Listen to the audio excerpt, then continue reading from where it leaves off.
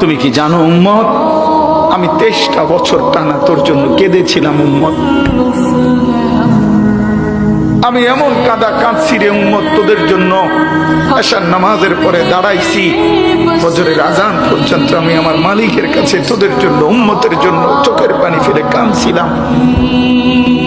আমার এত চোখের পানি তোর দিল গলাইতে পারলো না।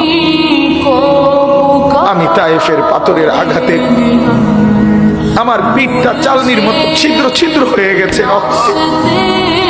আমি বুকে পেটে 2টা পাথর বাঁধছি ক্ষুধার কষ্টে। আমি উহুদের দান শহীদ করা রক্তে উহুদের ময়দানে পড়েছিলাম বেহুশ হয়ে।